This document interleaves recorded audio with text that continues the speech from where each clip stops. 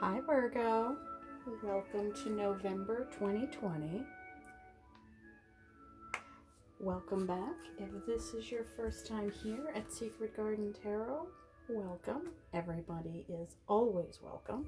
Cross watchers, returning viewers, new visitors, everybody is always welcome.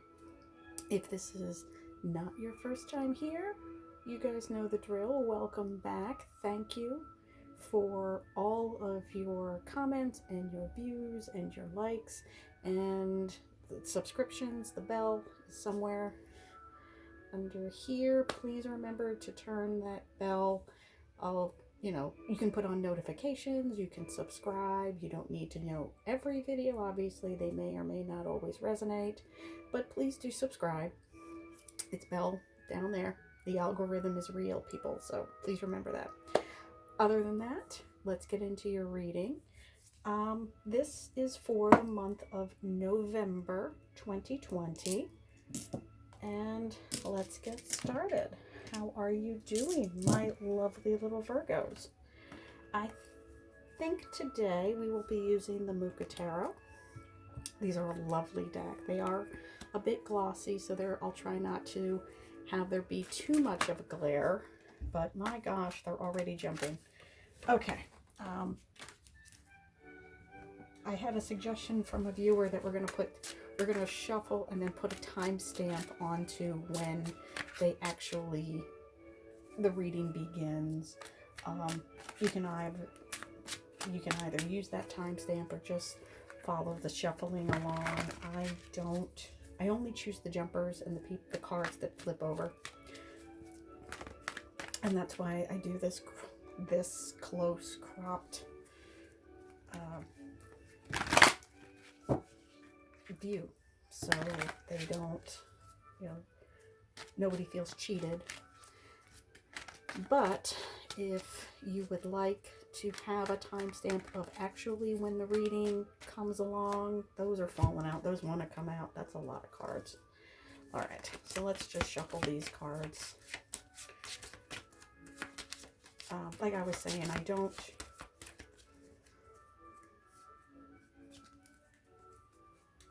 we'll put those there. How many cards came out? 1, 2, 3, 4, 5, 6, 7, 8 cards. It's a nice even number for my lovely little Virgos. So the Muka Tarot will be the main cards. We'll try to clarify with one of the smaller decks. And we'll see what messages want to come through. I don't traditionally say this will be a love reading or this will be a finance reading. I let the cards decide that themselves. Whatever message comes through. And if obviously this is a general reading for sun, moon, and ascendant, or any other strong astrology that you have for Virgo, or if you're cross-watching, obviously you want to listen to this in reverse. This will be for your person who happens to be a Virgo. So let's see. Okay. That's why I do that. So it keeps me honest. All right, so we'll put these there and we'll move these other decks. And we have them close if they are getting used. Oh, there's actually 3 cards. All right, so the clarifiers will be the Morgan Greer tarots, these little blue guys down here. And this way, so my energy doesn't really influence the reading. I just let the cards tell the story that they want. I have cleansed them. By the way, we actually have a new moon and the harvest moon coming up. I'm making these readings in October. As you can tell, the little pumpkins, but they'll work for November as well. And I'm going to be doing a new moon and a harvest moon reading on Halloween. So stay tuned for that, and let's see what your cards say. All right. King of Discs, King of Coins. In this particular deck, it's the King of Discs. He is the top of his suit. He can represent an earth sign, so Taurus, Capricorn, and Virgo. And 5 of Swords.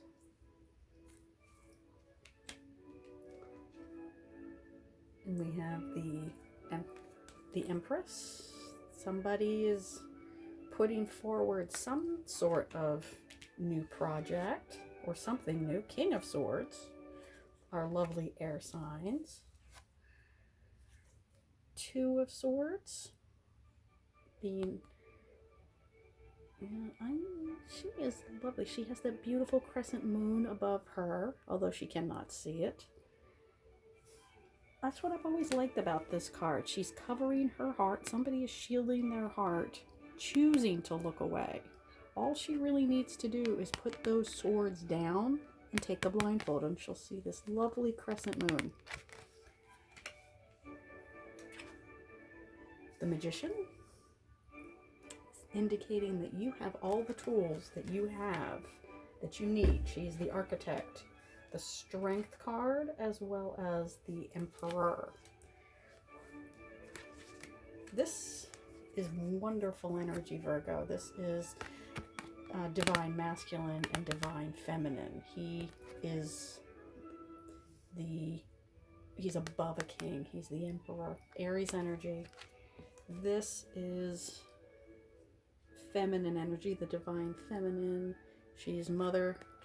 What we have here is Father Time and Mother Earth, the power couple. I'm liking that. And we have the Magician, the Architect, the bringer of the toolbox. You have all the tools that you need in your grasp. She actually has all of the aces. She has all of the information, she has all the tools, and she has all of the knowledge that she needs for any project, for anything that she wants to manifest. She has everything that she needs. I love that card. I love that. That is so great. And then Strength, taming the beast. And this does not happen overnight. She's been working with this lion, card of Leo, a long time. She started when he was a little pup, when he was a little cub, and now he's a full-grown lion. And look, he's almost like a little tabby cat sitting with her, he's actually asleep. If you can see that in the cards, he's actually asleep, so he's comfortable enough with her to take a nap with her. This is taming the lower chakras, taming the animal within, taming all of those animalistic urges.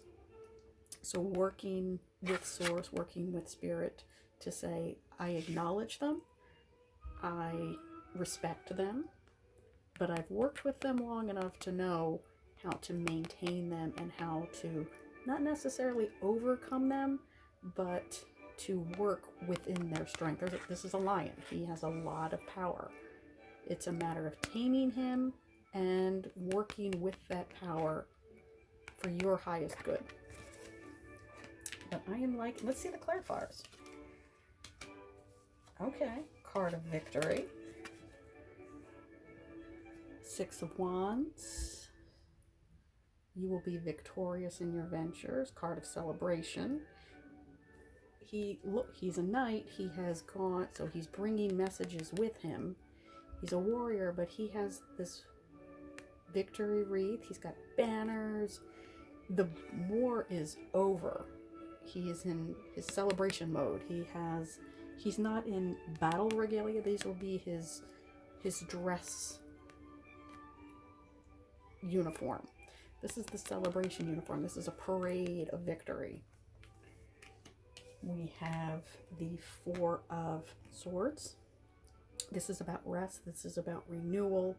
This is about taking your time and making a plan.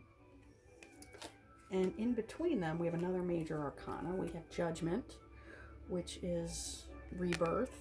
This is reunion. This is resurrection. So if you are, maybe you've been hiding your head in the sand, as it were. You've been choosing to not make a choice. There's a lot of swords here, and you know, for me, that swords kind of are, they represent air. So they represent communication. They represent clear thought and having distractions removed and having simply the facts. They cut away the bullshit. And I'm getting that this is your energy, Virgo. You are the earth sign. He is the top of his suit. He knows he has control of his finances. He's controlling.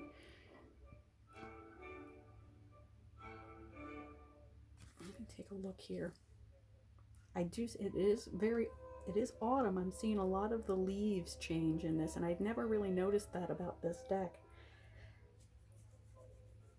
There's a lot of, I don't know if you can see the autumn leaves, those colored leaves around him. So this is timely. I've never noticed that about this card. He is very warm colored.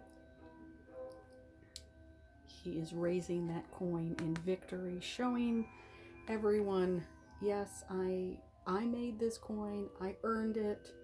I have providence over it.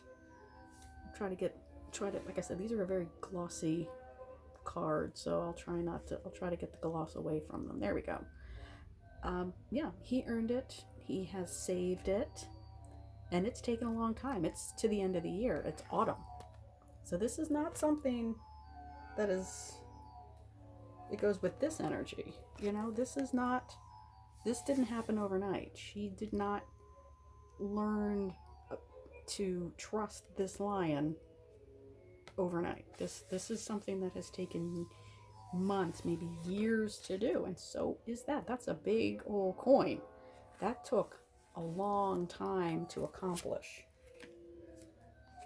But I think that you have made it to there. You have gotten maybe even a little bit past this. This could be your energy. You've made it past where you thought you were going to be. You've surpassed a goal, and you've made it from the king to the emperor. Card of Aries, or maybe you will in the spring. I know 2020 is a bit of a wash for a lot of people. He represents the sign of Aries, which is later on, possibly into 2021, into the spring. I don't see any of those autumn colors. He's very warm colored, but I'll see flower blooms, which to me indicates spring or summer. And again, he represents Aries. Aries is, I think, in April, late March, early April is actually when that sign, the sun goes into that sign. So you will be coming into your power quickly. There might be a bit of a break. There might be a bit of a rest, but I see wholeness. I see becoming whole. Remember, this is yours. This is your energy. You need to possibly come out of this energy where if you don't look at it, it doesn't happen. But I definitely see victory. I see a reunion, and maybe you're finding that particular someone, or maybe joining that company that you've always wanted to join, earning that club membership, earning something that you have really wanted to bring forward. I don't know if she's, usually sometimes in the traditional Rider-Waite, she is very pregnant. She brings about, she is the mother, she's Mother Earth, she's the divine feminine. She is as much of a creator as he is, and the magician is. So this is really good new start energy. You know, there's something that is being birthed. And not that it didn't take a long time. I'm not saying that this is something that's fly by night, but you have really cut through the BS. You've really done the work. Maybe don't let this energy stop you.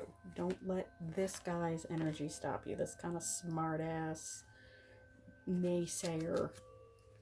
But you need to take that sword and cut out the bullshit.